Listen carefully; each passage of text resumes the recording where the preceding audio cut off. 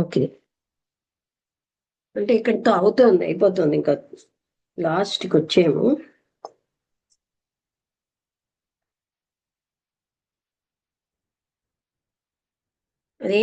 ఏమంటున్నారంటే మనసులో ఒక భాగానికి తెలుసు అక్కడ శాశ్వతత్వం లేదని, అది ఎక్కడ రెస్ట్ అవ్వదు లేదని దానికి తెలుసు ఒక కార్నర్. ఇంకొక పార్ట్ ఏం చెప్తుందంటే అది ఎప్పుడు డిసిప్లిన్తో ఉంటుంది, అది ఎప్పుడు కూడా ఓపెన్గా అన్వేషిస్తూ ఉంటుంది దాన్ని, అది ఒక ఆశ్రయంలో ఉంచుకోవాలని, పర్మనెన్స్ శాశ్వతత్వం ఉందని,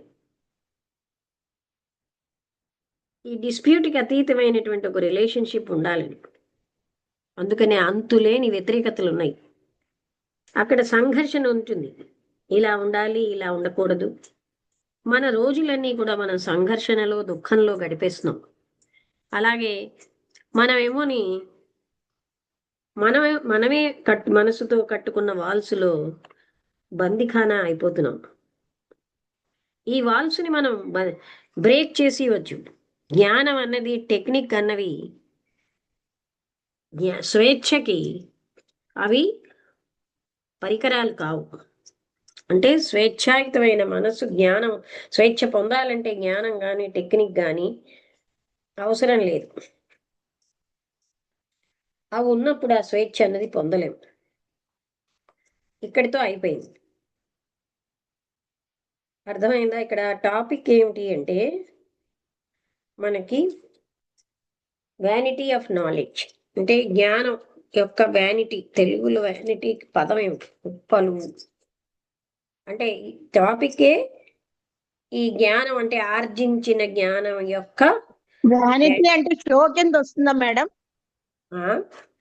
షో చూపించడం కింద వస్తుందమ్మా వ్యానిటీ అంటే. ఇంకా వ్యానిటీ బ్యాగ్ అవి అంటాం కదా, అంటే షోగా చూపించడం. అదే, కానీ సరి అయిన పదం ఏదో చూద్దామని.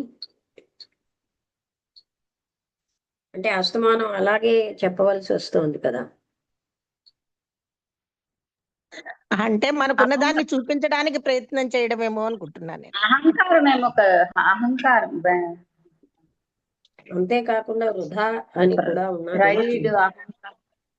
వ్యానిటీ మీనింగ్ అది అది కూడా ఉండొచ్చు. అలా ఇక్కడ అనిపిస్తుంది.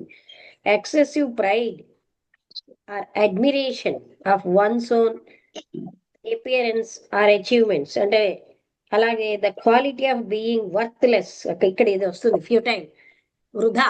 అంటే జ్ఞానం యొక్క వృధాతనం, అవసరం అంటే ఏమాత్రం దానికి ఆవశ్యకత లేనితనం, వ్యానిటీ. అది కూడా ఉంది మీనింగ్. అంటే జ్ఞానం అన్నది ఎంత అనవసరము అని మీనింగ్ కూడా ఉంది. అందుకే నేను చూసాను. ఓకే, వసంతలత నువ్వేమైనా మాట్లాడతావా?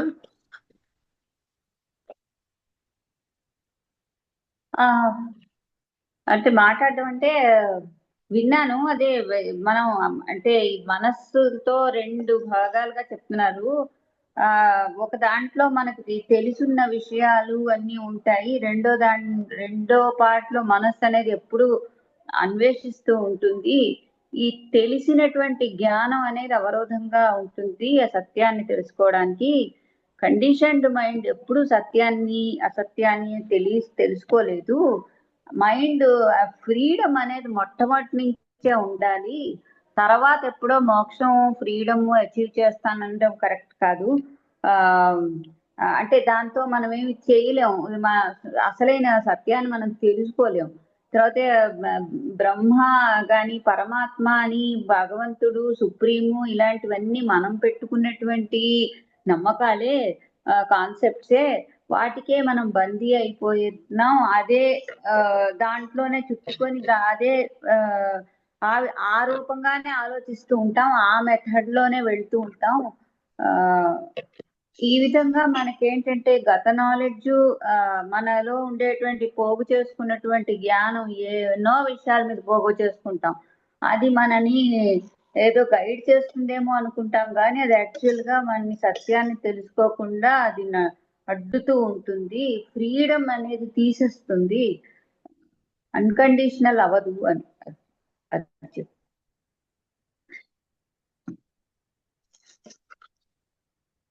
హలో ఆ, అదే హలో నేను వినబట్టం లేదా?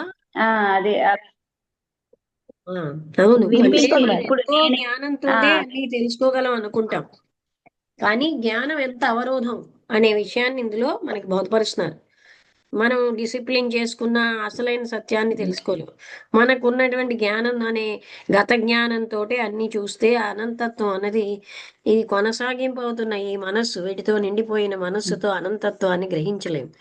అవన్నీ లేనప్పుడే దాన్ని మనం గ్రహించగలం అని చెప్తున్నారు. కరెక్ట్. ఈ జ్ఞానం అంతా కూడా మనని బంధిస్తోంది, అసలు దాన్ని తెలుసుకోకుండా అడ్డుతోంది అన్న విషయాన్ని ఆయన క్లియర్ గా చెప్పారు. అంటే ఎంతో జ్ఞానం, ఎంత జ్ఞానం ఉన్నా సరే ఆ జ్ఞానం ఉంది అనే ఆ జ్ఞానం అంతా కూడా గతానికి చెందిందే. అదంతటినీ పక్కన పెట్టేస్తేనే అసలైనది మనకి ఆ అర్థం అవుతుంది, ఆ యథార్థం అన్నది. లేకపోతే మనకి అలాంటి వీటన్నిటితోటి అనుభవాల సారం, చదివిన సారం, జ్ఞాన సారం ఇవన్నీ కలిపి మనకి అసలైన యథార్థాన్ని అవగాహన చేసుకోకుండా అడ్డుతాయి. అదే అన్నమాట ఇవాళ టాపిక్. మేడం చిన్న డౌట్ నాకు. మేడం చెప్పండి. మేడం ఆ, చిన్న మీ డౌట్. వాయిస్ వినబడటం ఇప్పుడు మనం లేదా? మమ్మీకి అంటే జ్ఞానం ఇది అనుకుంటున్నాం కదా. ఇప్పుడు మనకు ఏదో ఒక రామాయణమో భారతమో స్టోరీ ఉంటుంది, అది మన వరకు మనకి తెలుస్తుంది. మళ్ళీ అదే చెప్తున్నారు అనుకోండి, అంటే మనకి తెలుసు కదా అని అనుకుంటాం కదా. అది ఇందులోకి వర్తిస్తుందా వర్తించదా? అంటే ఇక్కడ అనంతమైన ఆ పరమాత్మ తత్వాన్ని తెలుసుకోవడానికి ఈ జ్ఞానం అంతా అడ్డే. దాని మించి అభిప్రాయాలు అదే పెట్టుకుంటాం, అదే అదంతా మనకి ఇవన్నిటితో కూడిన అవును. మనస్సు అడ్డు. ఓకే అందుకే ఓకే. జ్ఞానం అంతా దై అంటే పూర్తిగా వదిలేసినప్పుడే అసలైన యథార్థం అనేది మనకి తెలుస్తుంది అని చెప్తున్నారు. ఆ అదే జ్ఞానంతో అదే ఓకే. పోల్చుకోవడం అది అవన్నీ జస్ట్ చేస్తున్న మనసు సందేహంగా ఉండి పనికిరాదు. అడిగాను ఇలాగా. అంటే ఇక్కడ అవి తెలుసుకోవడం అదే వేరు కదా. అయినా కూడా అల్లప్పుడు విన్న అవును దాంతో పోల్చుకొని చూస్తే అసలు వినడం ఉండదు. అవునండి అవును. ఓకే, అయితే ముగించేద్దాం. ముగి